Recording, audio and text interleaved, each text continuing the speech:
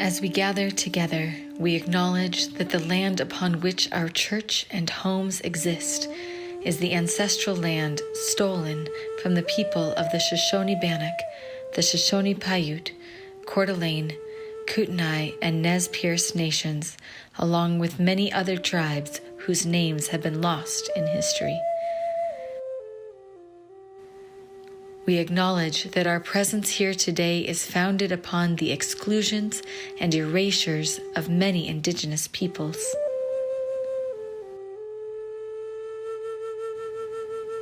With this acknowledgement, we wish to demonstrate our ongoing commitment to the work of dismantling the legacies of settler colonialism. We honor indigenous peoples' connection to the land and support their right to sovereignty.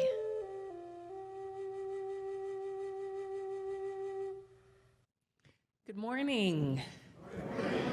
Welcome to the Boise Unitarian Universalist Fellowship. I'm the Reverend Sara LaWall. It is my great honor to serve this beloved community, and it's so good to see so many of you here this morning. I'm joined today by Timothy Ellis, our Ministerial Intern, and we have a live Time for All Ages from our fabulous Director of Family Ministries, Emerson-Paige, and we're joined by our fabulous choir this morning. It's a full house today. You can clap for that, yeah. You know, anytime we can celebrate delight and joy in our midst, it's worth it. So I encourage that at any moment. We are, thank you, Philip, I heard that, amen indeed. We are a community gathered to nurture spiritual growth, real connection, and faithful action for a better world. All who join us in the spirit of curiosity, love, and justice are welcome this morning, whoever you are, whomever you love, however you identify. You are welcome here, and your presence is a blessing. We want to welcome those who are joining us virtually. We are so glad you're here. I'll invite us all to turn towards our cameras and give a big wave to our virtual community, reminding us that this beloved community extends beyond the walls of our sanctuary that we all worship together. We know it takes a lot of courage to step across the threshold of a new community, and so to those of you newcomers among us who are joining us for the first, second, third time, a special welcome to you. We're so delighted that you've chosen us this morning. We invite you to introduce yourselves to us during our fellowship time after the service, if you're in person, and online in the chat, so we can warmly welcome you.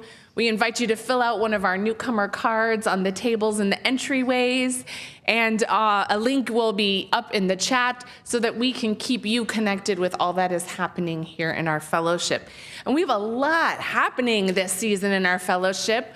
I'm going to launch into some announcements that I want to highlight for everyone. For our newcomers, our Inquirer series continues today, down at the end of the North Wing, and it's a Q&A with me today, so I'm looking forward to spending some time getting to know all of our newcomers and hearing your questions. And today's auction highlight. Our auction is coming, and there are so many incredible things for you to bid on, and today we want to highlight this beautiful ceramic, thank you, Timothy, for doing the Price is Right thing, gorgeous George Raynaud sculpture. If you have not seen one, I invite you after the service to come up close. Those of you online, there's a beautiful picture on your screen. How many of you have a George Raynaud of your own? And yes, Emily's right there, like hand in front. Yes, there's many of you. They're just sprinkled all throughout our community here. Really one of a kind, beautiful sculpture. That is available for auction, made by one of our artist members. So we're so very blessed with so many artists in our community. Thanks, George. And we have some reproductive justice events that we want to remind you about. The Focus on Abortion photo exhibit is now up and on display in the lobby of the Cathedral of the Rockies. There's some flyers you can take with you, and we have some sample stories available in the entryway and in the hospitality room. I want to thank our install team who put this installation up At the Cathedral of the Rockies, who's our host for the exhibit, Kathy Carmen, Lyndon Boyce, Connie Merritt, Jill Collins, Debbie Foster, and Rob Ham on Thursday. Thank you all for that, really.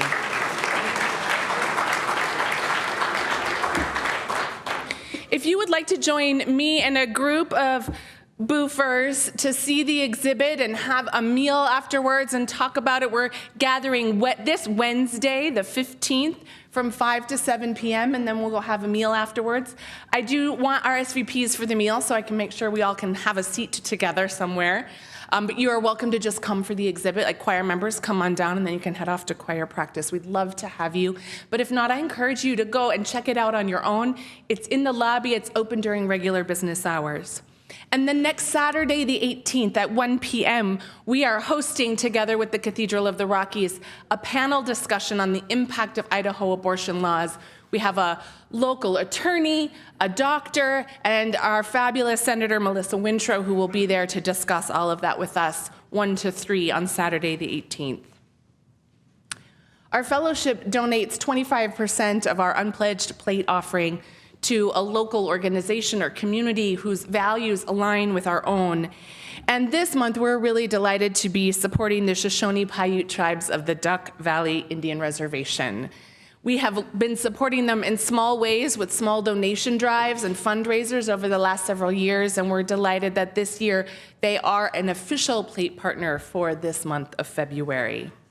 There are many ways that you can support the Duck Valley tribes and make a gift and support the ministries of this fellowship. You can go on our website and click Give at the top right corner, fill out all the information.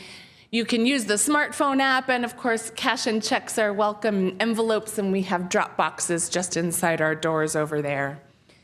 However you choose to give, we are grateful for your generosity, for all the ways that you support how we together as a community show up for love and answer the call of love in our midst and in the wider world. Our spiritual theme for this month of February is the path of love. And on this Sunday, before that complicated consumer holiday known as Valentine's Day, we are exploring together the greatest love of all, radical self-love, the love of ourselves, and the invitation to radical self-love as a necessary part of centering love for others in the world. So as we enter this time of worship together, let's take a moment to breathe together. Fill your body with breath. Breathe, knowing your breath connects you to one another, to the larger community, to our planet. Allow yourself to come fully present into this space,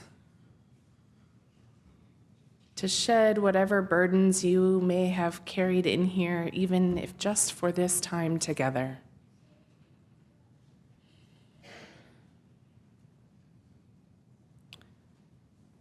To connect to your spiritual center and listen to your heart's own longing.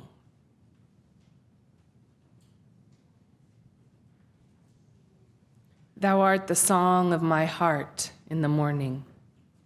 Thou art the dawn of truth in my soul. Thou art the dew of the roses adorning. Thou art the woven whole. Thine is the grace to be steadfast in danger. Thine is the peace that none can destroy. Thine is the face of the need-riven stranger. Thine are the wings of joy. Thou art the deep, to the deep in me calling. Thou art a lamp where my feet shall tread. Thy way is steep past the peril of falling. Thou art my daily bread. Thine be the praise of my spirit uplifted. Thou art the sea to each flowing stream. Thine be the days that are gathered and sifted. Thou art the deathless dream.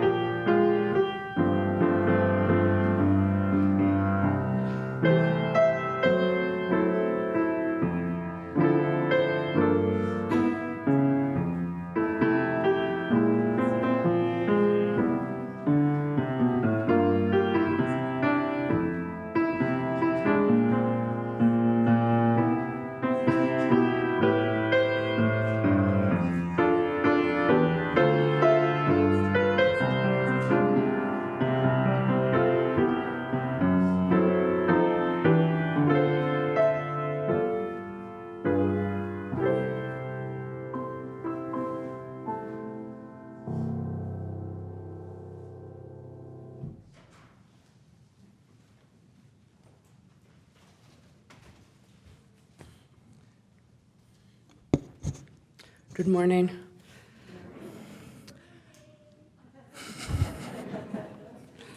At this hour, in small towns and big cities, in living rooms and ornate sanctuaries, many of our sibling Unitarian Universalists are also lighting a flaming chalice, reminding us that we are a part of a great community of faith. As we light the chalice here in the sanctuary for our virtual community, if you have a chalice nearby, you are invited to light it with us this morning, and then share in the chat where your chalice is lit. Today we have a young second-time chalice lighter. Do you want to come up? Brielle Tucker with us. We invite a child to light the chalice to recognize the children and youth in our community. Yep. Our responsibility to them and the future that we're building together.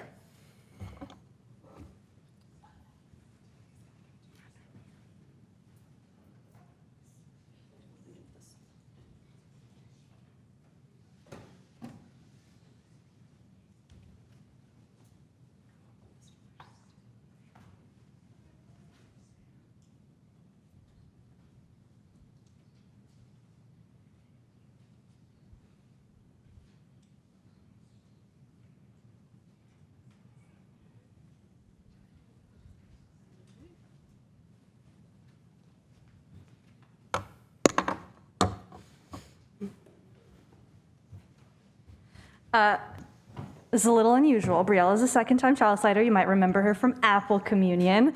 But she didn't get her formal introduction at Apple Communion, so I am here to deliver a promise I've made to every child to formally introduce them. This is Brielle Tucker. She is the daughter of Brady and Katie Tucker and the middleest sibling of Brexon and Beckett. I'm very sorry, friends. She loves Stranger Things and shiny things, and if you love those things too, she's your girl. Talk to her after the service. Congratulations. Thank you for lighting our chalice.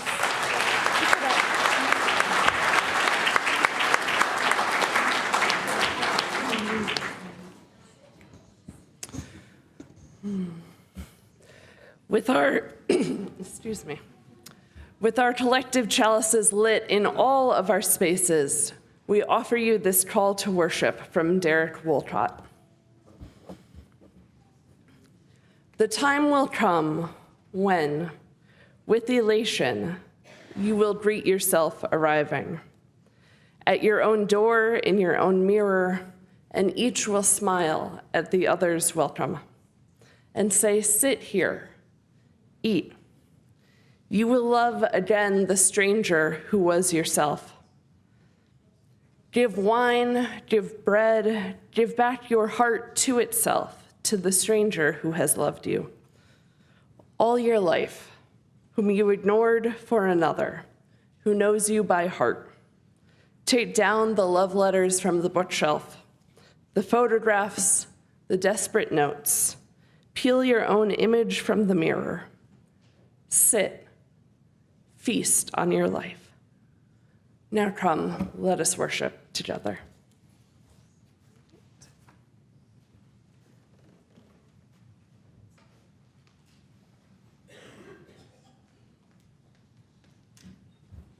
Young friends, please join me up here. We've got a special project we will lead the congregation in. So young at heart, if you want to, but my young ones especially, come up here. And then you can join me just right in the front right here. I'm gonna talk for a second so you can sit down. You might want to take a rest. Good morning. I wonder, today, ahead of Valentine's Day, a big day for many of us, when you look in the mirror, do you see someone that you love? I'll sit with that for a second. When you look in the mirror, do you see someone that you love? Yes, my friend Aiden does. Aiden, I love that. Thank you so much. Yeah, because you're looking at yourself. You gotta love yourself. You might as well. But a lot of the times, the person we see in the mirror, we're busy judging them. We're very busy judging them. We're also grooming them and taking care of them, but sometimes we're judging them. An important part of our faith is honoring that every person deserves kindness and care. And this is a big lesson that we learn not just from our first principle, saying that we're all worthy of it, but our second principle saying that every relationship needs that, including our relationship with ourselves. Today, our work is all about loving ourselves. And so I want to help us add some love of ourselves to our lives. But I believe that love is a community practice, something we learn alongside of other people, and it's something that helps weave us together. Practicing self-love as a community might sound a little contradictory, but we're going to do it, friends. We're going to showcase the love that weaves us together. We have so many young ones. I'm so happy. But y'all are we're gonna pair up. Children, I'm gonna give you a bit of yarn, one of these yarn balls, and we're gonna go to different sections. This is a whole community thing. I did not lie. We're gonna take a few minutes, each of us holding a bit of yarn, holding our yarn and passing it to someone who's not immediately next to you. Aiden, you got this? Holding our piece of yarn, and then we're going to grab a piece, and I want you to share one way that you care for yourself. A way that you care for yourself. Say it out loud. Say it to the people in your section with you, and then grab your piece of string and pass it to someone who's also not right next to you. Do you want to practice? Grab your piece of string, and then pass the yarn ball to someone else. So hold it like this. And then pass the yarn ball. Thank you. And we're going to continue that, everyone sharing. One way you care for yourself. It can be an action or something that you love. We're going to take a few minutes to do this. We'll see. We'll see how long it takes. The kids are doing great so far. The kids will be your leaders in this, so trust them. They know what they're doing. All right. Here we go. All right, friends. So we're gonna, if you have this yarn ball, you head that way. And then I want 3 of you to go that way and help out. Devlin, will you be a helper? Grab this yarn ball, and will you go straight here? And you're gonna hold it and pass to one. This section. This section right here. And then y'all have different sections. Pick some friends and go with them. This yarn ball.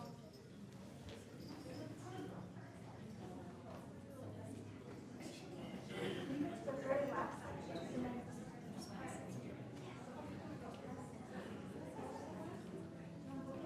Pick someone to stand, pick someone to go. Adults, invite the children to you. Beckon the children onward. Where do you want to go? I love it. Thank you.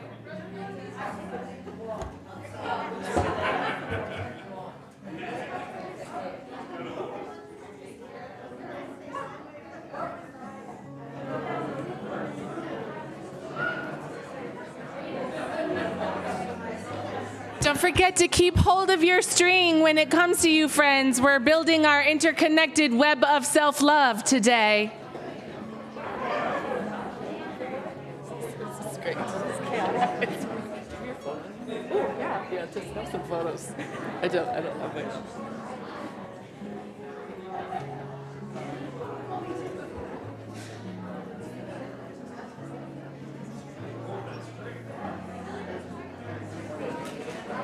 As we're going, sharing one thing you care about yourself.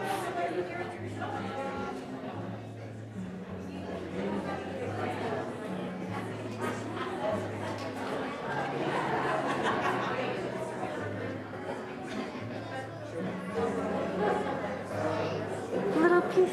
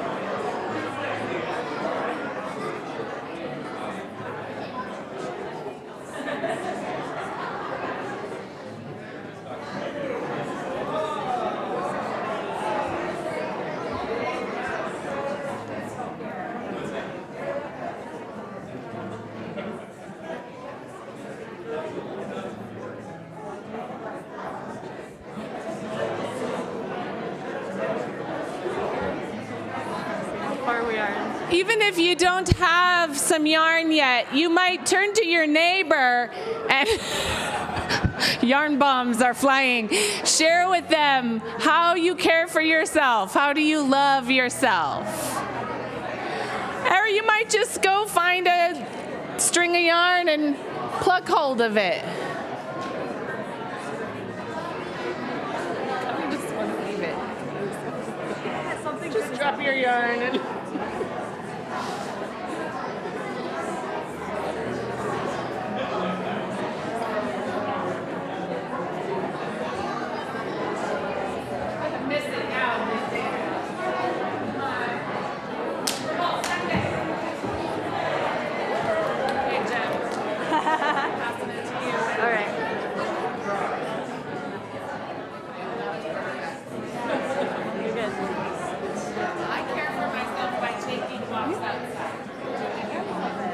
I care for myself by taking naps. taking naps. You ready? Nice. If you have your pit of the string, just to check where we're at. Oh, I lost mine.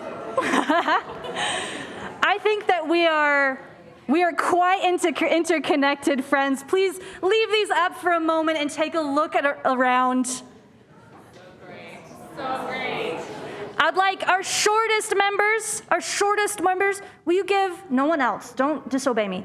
Will you give a little tug of the string? And I want us to notice what happens when our shortest members give a little tug. I wonder how many of you can feel that. Can you feel the tug? There we go. Okay. Our tallest members, I honor you as well. Go ahead, now time for our tallest members. Give a little tug of the string. See who feels that interconnection. All right. And we're showing our friends at home, showing them the way with this interconnected web. Love of all kinds is a community practice. We share, every time we share a way we care for ourselves, we offer to each other a new way for them to care for themselves. Sometimes we need a little bit of a nudge to see the ways that love shows up in our lives and ourselves. And I hope today gave you just that nudge. You are welcome to drop your hands. It was a little arm workout for you all. This is, and then we're gonna, if you want to, we can start winding these up as you want. We're done with our web. Because each of you,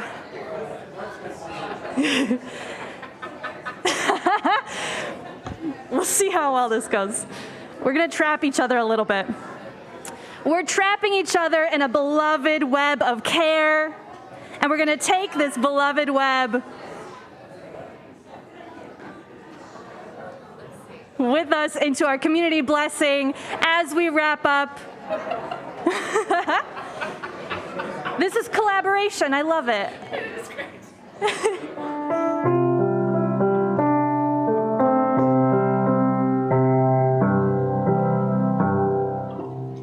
May your mind be open to new learning.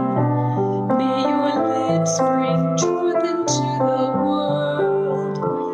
May your heart know love and your hands do the work of justice as you go your way in peace. As you go your way in peace. Some of us got the hint very quickly. I appreciate it. Children, years 5 to 5th grade, join me out this way. If you are in 6th through 12th grade, out that way. Let us begin our beloved self-love. Let's go. Yes. Thank you, Jim, and thank you, young people.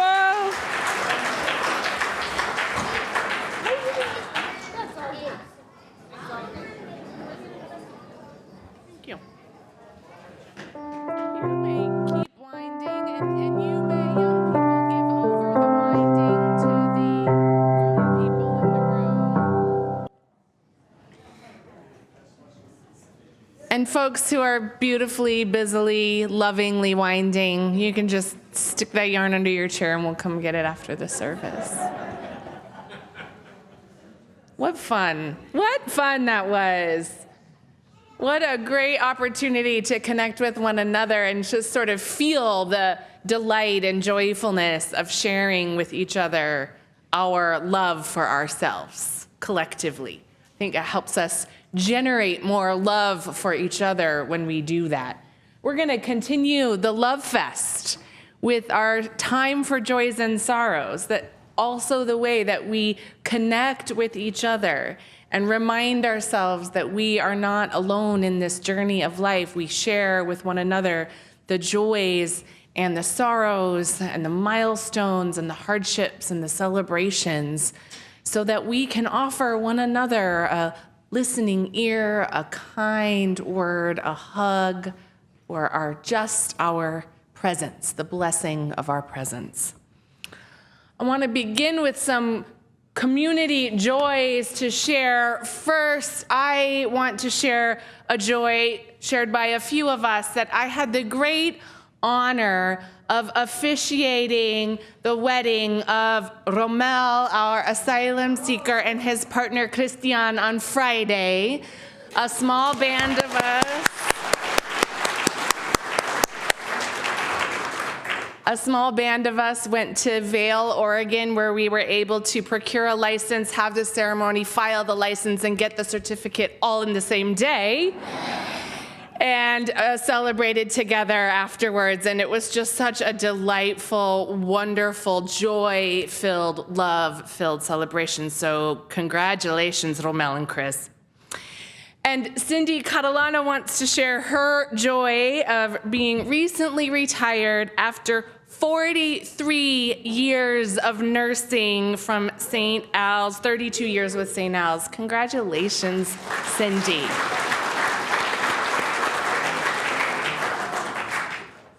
Thank you for your service.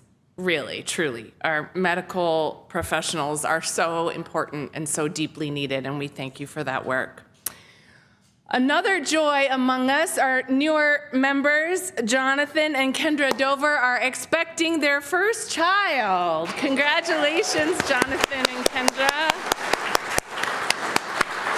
Due at the end of August. I know that there are many joys among you, and we celebrate them collectively, and we invite you to share them with each other after the service and when you are in space together. And we also know that alongside the joys in our life, there are many sorrows. And we hold the sorrows of our community as gently and compassionately as we hold the joys. And so we hold Trish McCarthy, whose sister Colleen passed away on February 4th. And Trisha's dad, who starts 6 weeks of radiation treatments on Thursday. We surround all of you and your family in love and care and hold you in your grief. If you are holding someone in your heart this morning, I invite you to speak their name aloud. If you are holding a joy in your heart this morning, I invite you to speak it aloud. If you're holding a sorrow in your heart this morning, I invite you to speak it aloud into this connected community of love that we might hold it with you.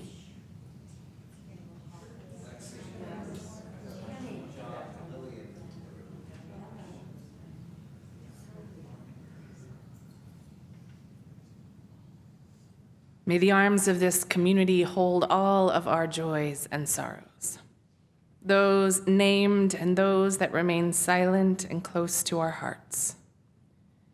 May we feel the grace that surrounds us and be transformed by the spirit of life and love with a warmth to celebrate our joys and a gentleness to soothe our aching hearts.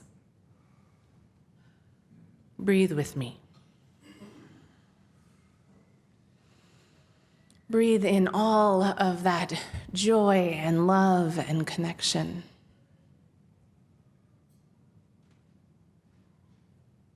Breathe in the shared grief. and sorrow, holding it gently. Breathe with this beloved community filled with loving kindness. Listen to what is calling you in the silence.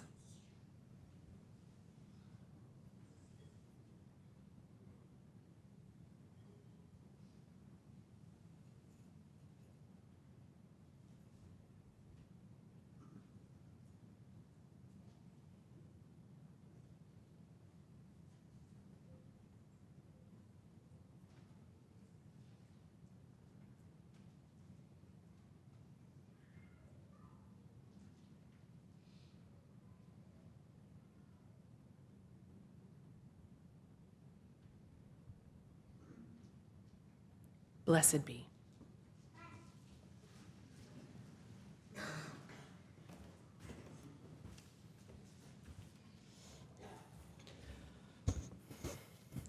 Our reading this morning is from the Reverend Kate Landis. The Dalai Lama says that when we make a mistake, we need to ask, can I love this too? Can I love all of me, even the peevish parts, even the insecure bits, the anxious bits? Because I can love my niece, even when she sticks her hand in my cup of coffee and then gets mad and hollers at me for it. It's easy. I don't expect her to be perfect. Can I extend that understanding to myself? Can I love my anxiety too, my depression too, my desire to seem like I have my shit together even when I'm freaking out? Can I love all of me?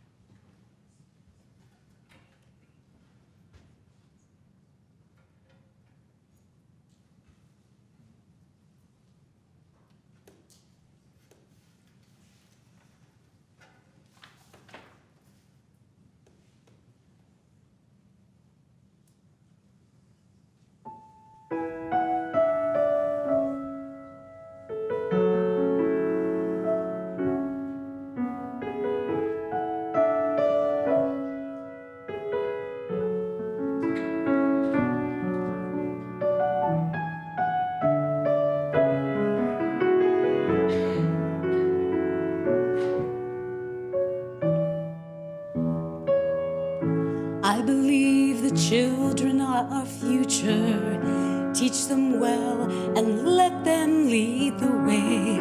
Show them all the beauty they possess inside. Give them a sense of pride to make it easier.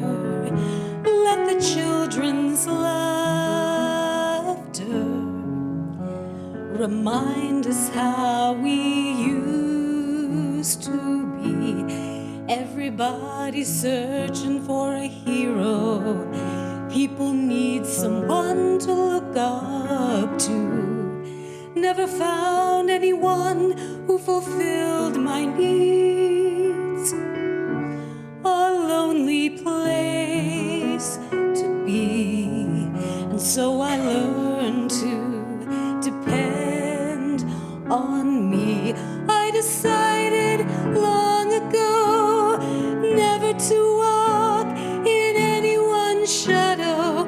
If I fail, if I succeed, at least I lived as I believe.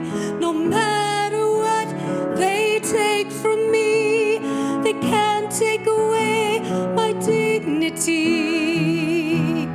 Because the greatest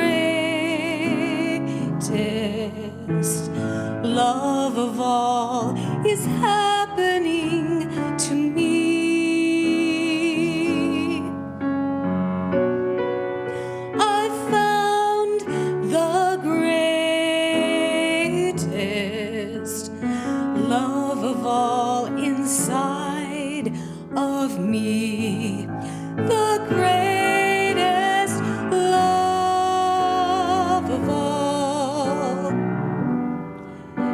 is easy to achieve.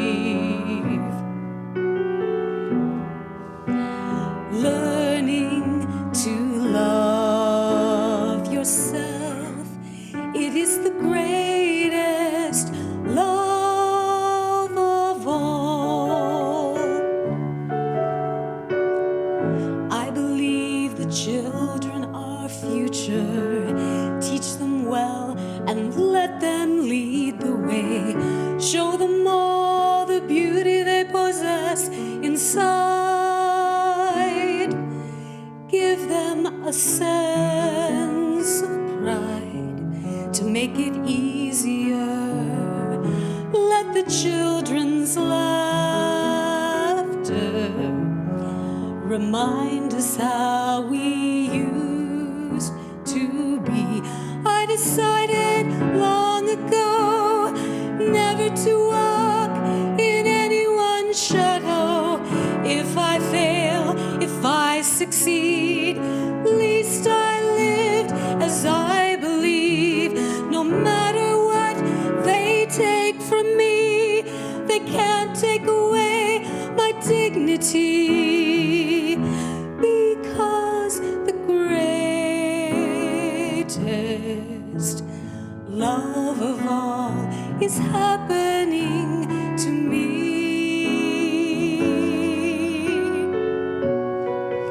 I found the greatest love of all inside of me. The greatest love of all is easy to achieve. Learning to love yourself, it is the greatest love of all. And if by chance that special place that you've been dreaming of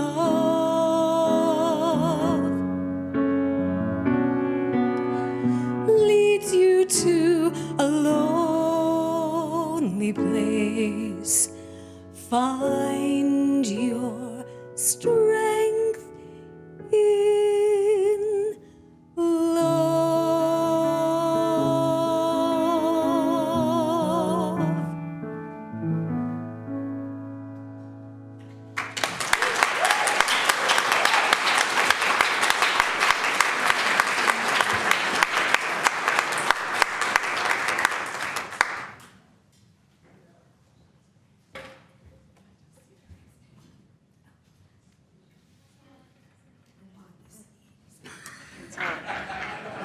Carrie, before we go here, thank you. That was gorgeous, really.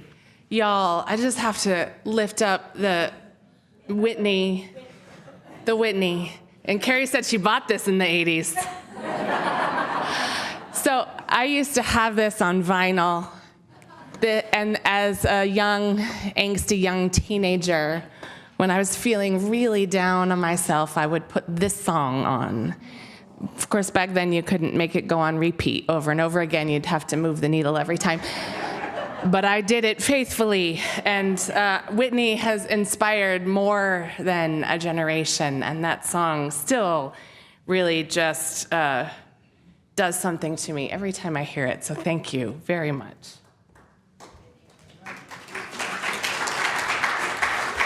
Tempted to keep it.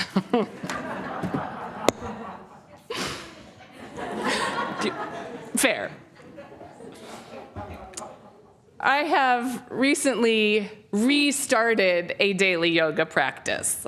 I'm a regular but often inconsistent yoga practitioner, so I'm trying to make a more regular habit of it in this year. And I do love how it feels in my body, and I love the focus on the breath, which calms my often overactive and sometimes anxious spirit. And although I do my practice online, Mike and I discovered we're doing the same online practice with the same yoga teacher on the YouTube. I still end each practice lying down in Shavasana and corpse pose, hands in prayer pose with my thumbs gently pressed to my forehead, reciting the typical yoga class acknowledgement, Namaste. Namaste, I bow to you, or greetings to you, is a rather common greeting in Hindu culture. It's everywhere in the yoga world. But Namaste in its old Sanskrit origins and in its appearance in the Vedic scriptures also signifies a salutation to divinity. And the yoga world certainly has co-opted this greeting and put its own spiritual twist on it, garnering some frustration among Hindu South Asians. And yet so many of us understand it from our yoga classes as a greeting that means the divine in me bows to the divine in you. An affirmation of spiritual oneness, perhaps. Also expressing gratitude for the practice, for the teacher, and for yourself. Any good yoga teacher will regularly remind you to appreciate yourself just for showing up, and to appreciate your body for whatever it does for you and whatever it is able to do in that practice on that day. Namaste, in many ways, is a rather simple expression of self-love. An expression I've repeated habitually for decades of yoga classes without really contemplating, or rather probably just ignoring that aspect of its invitation, self-love. I sort of just sometimes brush it aside, give it lip service, maybe even intellectually acknowledge it without really internalizing it for myself. And you know from sitting through years of sermons that I am all about the presence of divinity in each of us. That divine spark, that divine light that exists inside all of us. This theology that feels so central to my understanding of Unitarian Universalism. And as a minister, I want us all to know how to practice and recognize that divinity, that divine spark in each other, that inherent worthiness and dignity, the beauty of every person and every living thing that gives our lives meaning. I want us to live our lives with a sense of inherent worth, front and center. And that same theology fuels our collective quest for justice in this world, as the very nature of injustice means a profound lack of equity and equality, a pervasive belief that some are more worthy of love, of respect, of dignity, of rights than others. But I don't spend much time and energy or attention giving that grace and love to myself. I know I should. I know that it makes me more kind, more compassionate. But I suspect deep down I allow the voice of that inner critic to take over and accept its suggestions that I have not earned that love. Because I do spend an unreasonable amount of time with that inner critic. I wonder if you do as well. Dissecting all of the ways that I fall short in life. All the ways that I fail to measure up to my own often outsized, near impossible expectations, to some fictional, perfect ideal. Expectations largely generated by a culture built on systemic oppression. A culture with deeply internalized values that perfection is possible. That the perfection of the self leads to success, and that it looks a very particular way. It has its own standard of beauty, which is typically thin, white, young, athletic, and able-bodied. And this self-perfection offers trappings of success, outward signs that we are worthy, which typically looks like wealth, owning a home, a college education, being a professional, as in having a quote-unquote real job, followers on social media, notoriety of some kind. We're all busy, working all the time. The trappings of effortless perfection go on and on and on. And while those measures of perfection have mutated over the decades, they're still pervasive and wildly unrealistic and not at all attached to anything that resembles inherent worthiness and self-love. And still, we are bombarded by them, and we spend a lifetime internalizing them into our own measuring sticks for worthiness, measuring for that sense of enoughness. And many of us fight them even as we also succumb to them. I know I succumb often, wrestling with that perfectionism daily, recounting my failures as a parent, a spouse, a daughter, and a minister. I succumb to anxious attachments, wondering what people think of me and how I will be judged for my choices and my failures.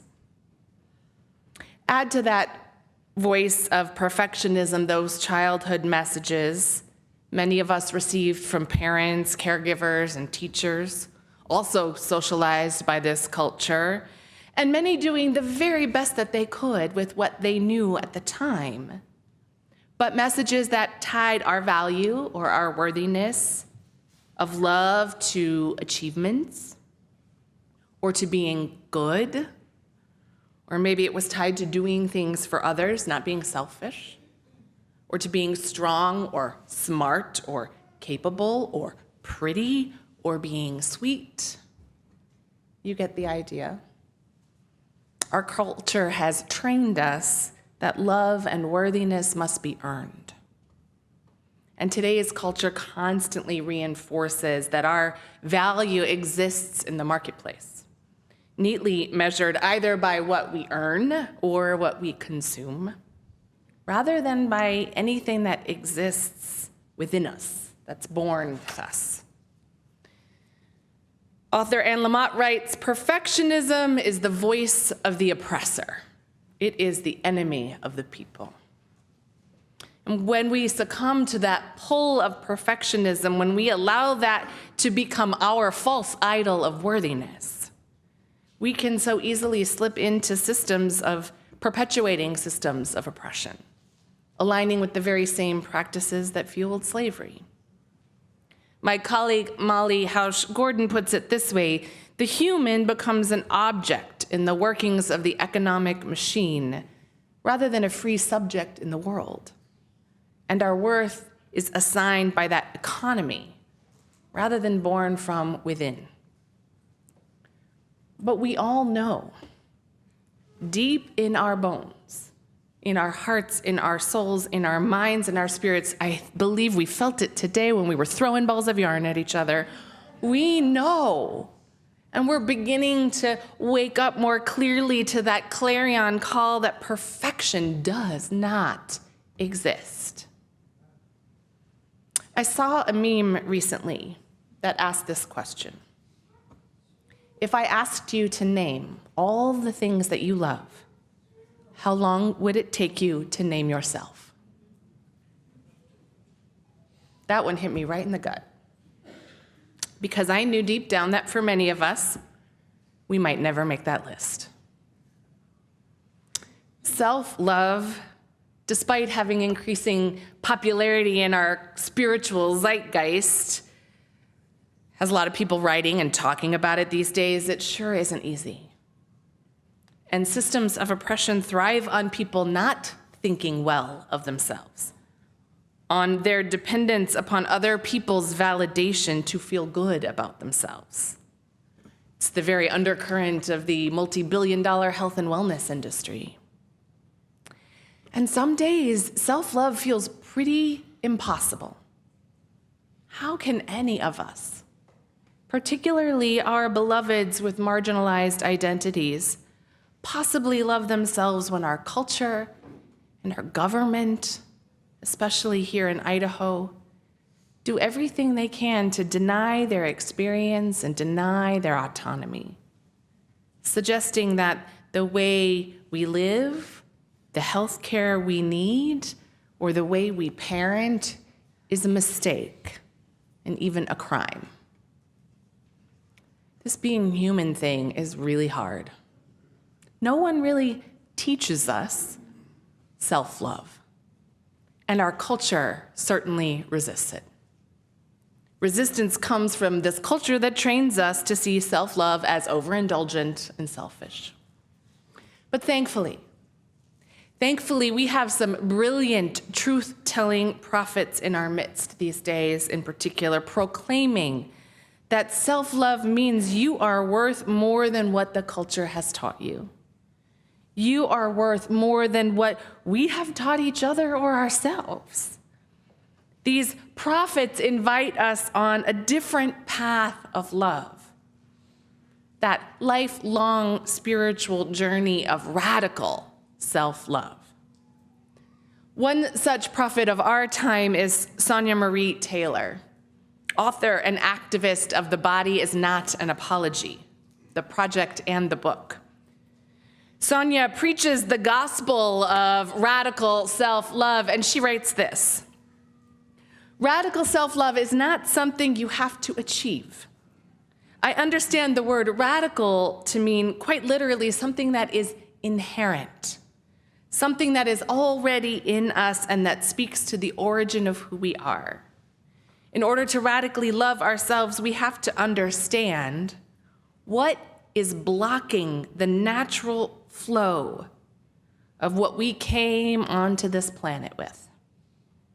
The world we have created tells us we are insufficient, failing, and unworthy, that our bodies and our identities are not okay.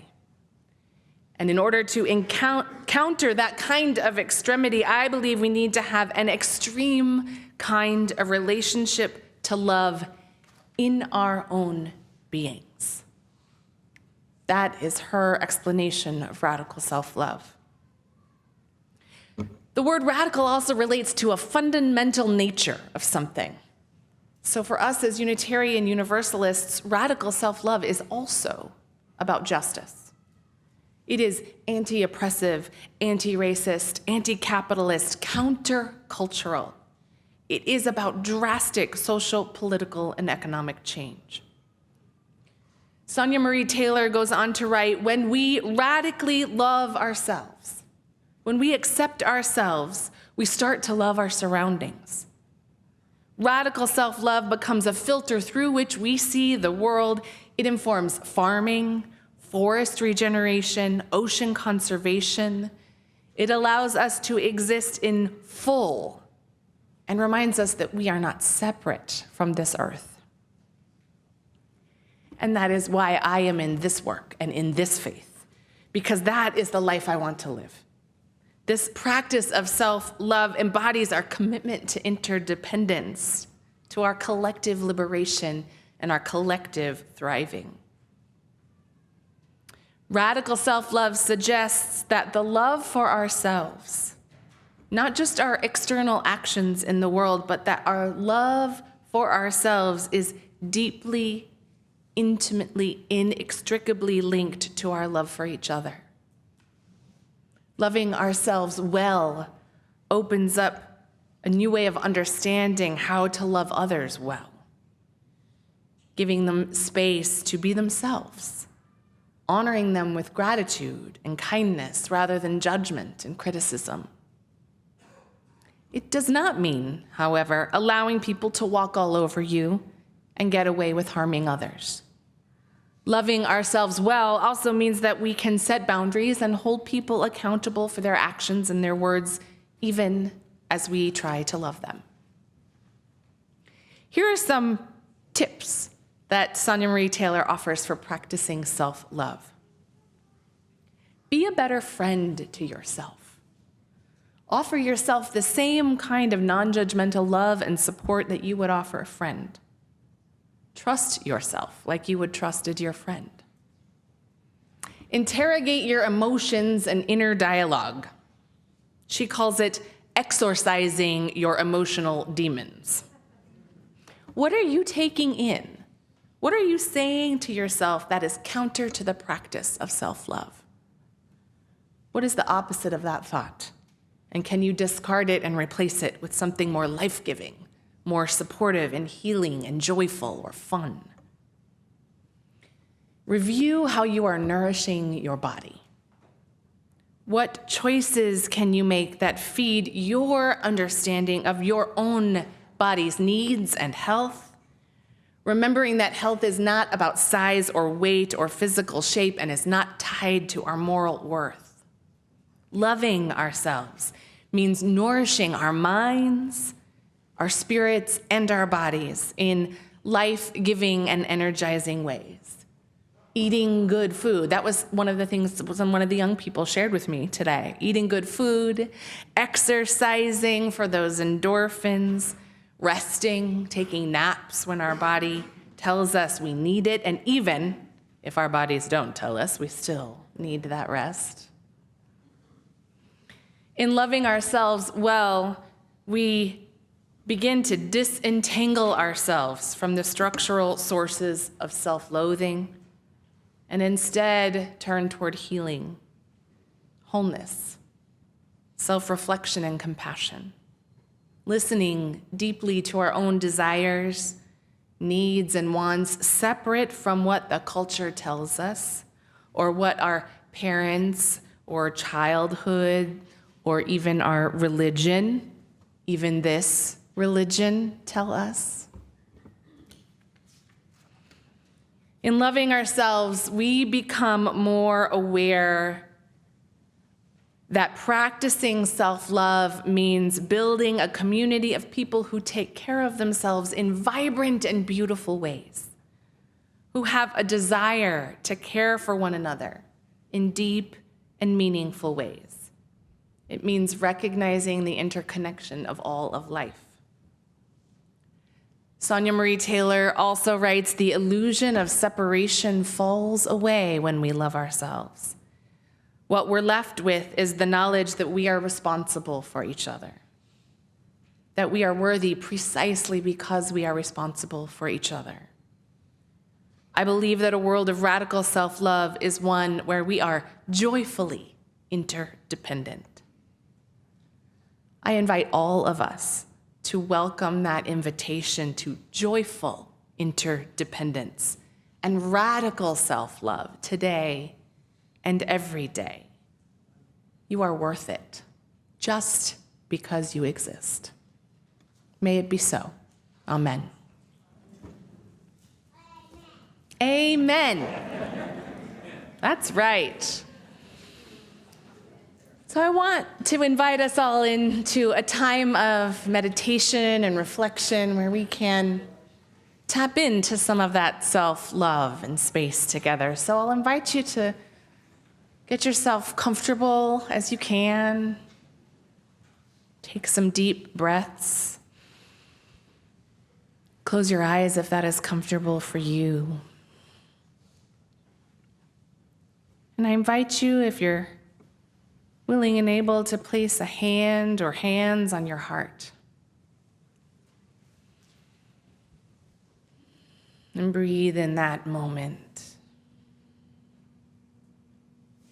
Conjuring up love, whatever that looks like and feels like for you. Whatever makes your body and your spirit fill up with love. Bring that to mind. Imagine that love as beautiful, warm, glowing light. What color is your light? On each breath, let that light grow and grow and grow until it surrounds you.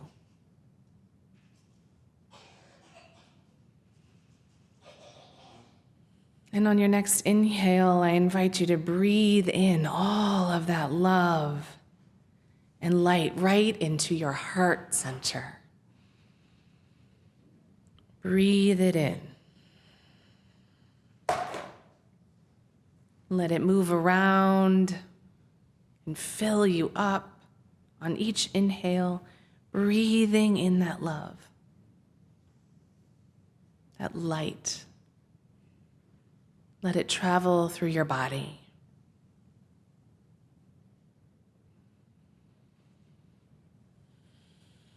Maybe even let that light of love travel to those places in your body that don't get enough of your love.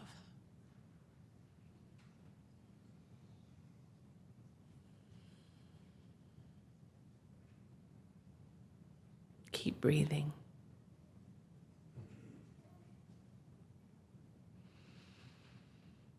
And on your next breath, this time on the exhale, breathe out some of that love into the space. Keep breathing it in to yourself too.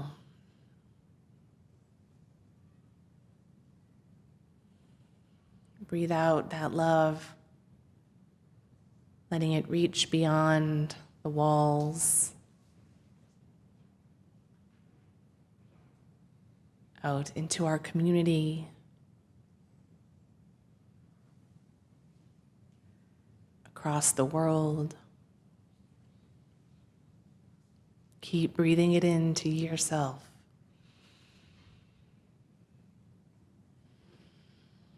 With each breath, the light of love fills you up and reaches out.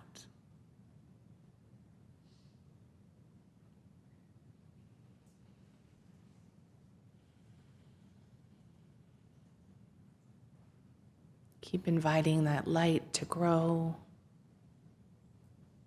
until you are one giant glowing ball of light and love.